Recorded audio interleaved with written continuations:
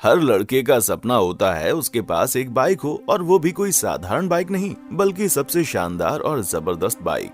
आप समझ ही गए होंगे कि मैं किस बाइक की बात कर रहा हूँ। जी आप बिल्कुल ठीक समझे, मैं बात कर रहा हूँ रॉयल एनफील्ड की। जब भी किसी आदमी या लड़के के आगे से रॉयल एनफील्ड गुजरती है, तब उनकी आंखें उस बाइक का पीछा तब तक करती हैं जब तक कि उनकी आंखों से ओझल नहीं हो जाती। उस वक्त उनके मन में ये ख्याल गोते लगाने लगता है कि वो भी एक दिन रॉयल एनफील्ड जरूर खरीदेगा। आजकल की लड़कियां भी रॉयल एनफील्ड में बैठकर लॉन्ग ड्राइव एंजॉय करना चाहती हैं। युवाओं को इसकी रौबदार डग डग डग डग इतनी पसंद है कि वो जब भी ये बाइक चलाते हैं उनका सीना तना हुआ होता है। ये ब्रांड लोगों के दिल में इस कदर बसा हुआ है कि लोग नई रॉयल एनफील्ड लॉन्च होने से पहले ही एडवांस बुकिंग करने लग जाते हैं और बेसब्री से अपनी बाइक चलाने का इंतजार करते हैं। ऐसी जबरदस्त और जानदार बाइक का इतिहास भी उतना ही रोचक है। आज के इस वीडियो में हम आपको रॉयल एनफील्ड के इतिहास से रूबरू करवाएंगे। तो चलिए शुरू करते हैं आज का वीडियो। रॉयल एनफील्ड का इतिहास शुरू हुआ था जब दो दोस्तों ने मिलकर ईडी मैन्युफैक्चरिंग लिमिटेड की शुरुआत 1892 में की। उस वक्त वो राइफल के पार्ट्स बनाते थे।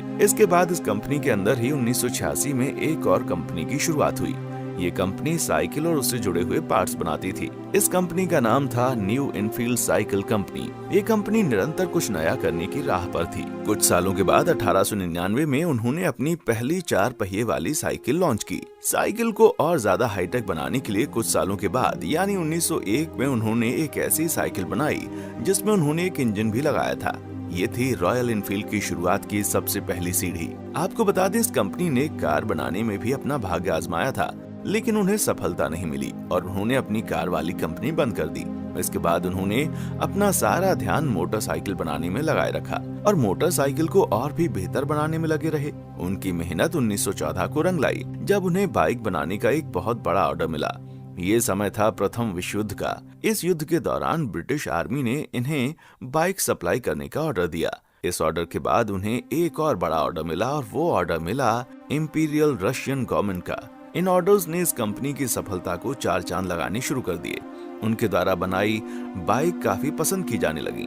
फिर द्वितीय विश्व युद्ध के दौरान भी ब्रिटिश आर्मी हेडक्वार्टर से उन्हें आर्मी के लिए बाइक्स बनाने का ऑर्डर मिल गया था। इस युद्ध में उनके द्वारा बनाई गई बाइक्स का बहुत इस्तेमाल हुआ। इंडियन आर्मी के लिए और पहाड़ी इलाकों में गश्त करने वाले जवानों के लिए इंडियन गवर्नमेंट द्वारा इस कंपनी को सन 1949 में रॉयल एनफील्ड 350cc मॉडल की 800 बाइक बनाने का ऑर्डर दिया गया। ये वो वक्त था जब भारत के लोगों में ये बाइक काफी चर्चा का विषय बनी हुई थी।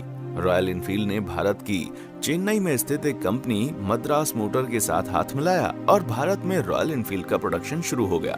मद्रास मोटर ने भारत में सबसे पहले रॉयल एनफील्ड 350cc बनाई और बेच दी। हालांकि इस समय तक इस बुलेट को बनाने के लिए जरूरी पार्ट्स इंग्लैंड से इंपोर्ट किए जाते थे। एक ऐसा वक्त आया जब इंग्लैंड में स्थापित इनफील्ड मैन्युफैक्चरिंग कंपनी को बहुत घाटा होने लगा, जिस वजह से वहां पर बाइक का प्रोडक्शन बंद कर दिया गया। लेकिन भारत में बाइक का प्रोडक्शन जारी रखा गया। कुछ समय के बाद इन्हें भारत में भी काफी नुकसान होने लगा था। तब उन्होंने इसे बंद न करके उन्होंने इनफील्ड मैन्युफैक्चरिंग कंपनी को आयशा मोटर्स के साथ मर्ज कर दिया। आपको बता दें, ये मर्ज इस कंपनी के लिए फायदेमंद साबित हुआ। आयशा कंपनी के डायरेक्टर विक्रम लाल थे। उनके सुपुत्र सिद्धार्थ मार्केटिंग में एक्सपर्ट थे। उन्होंने अपनी मार्केटिंग स्किल्स का इस्तेमाल करके इस कंपनी की काया पलट दी। उन्होंने रॉयल एनफील्ड के कई आउटलेट्स खोले ताकि लोगों के बीच इस बाइक के बारे में दिलचस्पी बढ़े।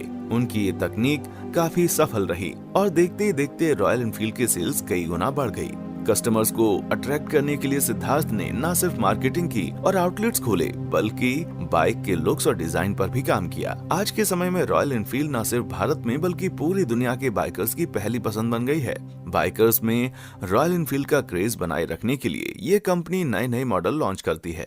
2017 में उन्होंने रॉयल एनफील्ड क्लासिक 350 और रॉयल एनफील्ड क्लासिक 500 लॉन्च किया था। रॉयल एनफील्ड के बारे में एक और इंटरेस्टिंग बात है, इतने सालों में आज भी हर रॉयल एनफील्ड की तेल की टंकी को चेन्नई में रहने वाले 2 कलाकारों द्वारा हाथों से कलर किया जाता है। रॉयल एनफील्ड के सभी मॉडल्स में से बुलेट 350cc सबसे ज्यादा लंबे समय तक चलने वाला मॉडल है। इस बुलेट के लंबे समय तक अच्छे परफॉर्मेंस और आउटकम के बाद इस कंपनी ने 400cc भी लॉन्च किया था। इस मॉडल ने भी बाइकर्स के दिल में जगह बना ली थी। रॉयल एनफील्ड वो पहली बाइक है जिसने 2 चक्का वाहनों में डिस्क ब्रेक लगाना शुरू किया। ये बाइक सिर्फ भारत में नहीं बल्कि जापान, अमेरिका और ऑस्ट्रेलिया जैसे बड़े देशों में भी बहुत बड़ी मात्रा में सप्लाई की जाती है। भारत में बुलेट की डिमांड हर साल बढ़ती जाती है। ये बाइक दिखने में जितनी दमदार है उतनी ही चलने में और साथ ही उतनी ही दमदार इसकी आवाज है। इसकी आवाज को दूर से भी पहचाना जा सकता है। पहले बाइक सिर्फ काले रंग में आती थी, लेकिन लोगों की अलग अलग कलर्स की डिमांड के चलते अब ये कई कलर्स में आने लगी है।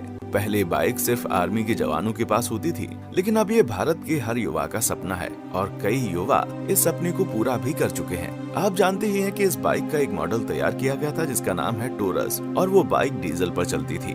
ये बाइक बाजार में अपनी धाक न जमा सकी और ये मॉडल फेल हो गया। इस मॉडल का प्रोडक्शन बंद कर दिया गया। बाजार में इस बाइक की टक्कर में कई बाइक्स आईं, जैसे हार्ले डेविडसन बाइक। हालांकि ये बाइक सेल्स में रॉयल एनफील्ड से पीछे रही। रॉयल एनफील्ड का मार्केट इतना बड़ा है और इसका इतना दबदबा है कि इसकी बुकिंग 6 महीने पहले से शुरू हो जाती है। इतनी कॉस्टली होने पर भी लोग इसे 6 महीने पहले ही बुक कर लेते हैं और बेसब्री से 6 महीने खत्म होने का इंतजार करते हैं। पहले रॉयल एनफील्ड सिर्फ हट्टे कट्टे दबंग लोगों के पास होती थी या किसी धाकड़ पुलिस वाले के पास। ये बाइक वजन में बहुत भारी होती है और इस बाइक को किक मारना किसी दुबले पतले आदमी के लिए आसान नहीं था। अगर कोई दुबला पतला इंसान इस बाइक को किक मारने की कोशिश करता तो उसे अच्छा खासा दर्द झेलना पड़ता था। सिद्धार्थ लाल ने इस भारी भरकम बाइक की तस्वीर और तकदीर बदल दी। उन्होंने इसके नए मॉडल्स बाजार में उतारे, लेकिन इस बाइक की जान यानी कि उसकी आवाज और ताकत को बनाए रखा। उन्होंने मॉडल्स के साथ साथ डिस्ट्रीब्यूटर्स भी बढ़ाए और वो सभी फीचर्स बाइक में जोड़ते गए जो युवाओं को किसी बाइक में चाहिए होते थे। किक मारने की प्रॉब्लम को समझते हुए सिद्धार्थ ने बुलेट में सिर्फ स्टार्ट फीचर ऐड किया और किक मारना आसान बना दिया। मार्केट एक्सपर्ट्स कहते हैं अगर किसी को बाजार में अपने बिजनेस की काया पलट बदलनी है तो वो रॉयल एनफील्ड से सीखे। आपको बता दें 2005 तक ये कंपनी धीरे धीरे कामयाबी की तरफ बढ़ रही थी और फिर 2005 के बाद इस कंपनी ने कभी भी पीछे मुड़कर नहीं देखा। ये कंपनी तरक्की करती गई।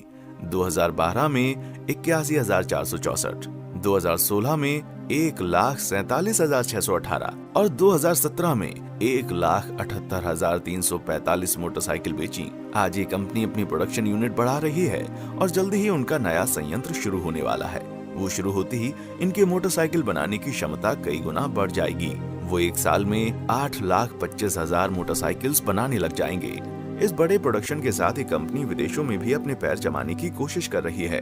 पहले इस कंपनी के 15 सेक्टर्स एक्टिव थे। सिद्धार्थ ने सीईओ बनने के बाद 13 सेक्टर्स बेच दिए और अपना पूरा ध्यान सिर्फ 2 बिजनेस में लगाया, एक ट्रक प्रोडक्शन और एक बाइक प्रोडक्शन का। 26 साल के इस यंग माइंड ने अपनी कंपनी को जो ऊंचाइयां और पहचान दी वो आउटस्टैंडिंग है। तो दोस्तों ये थी आपकी रॉयल एनफील्ड का इतिहास। आज के लिए बस इतना ही। मिलते हैं एक और रोचक वीडियो में। देखने के लिए शुक्रिया।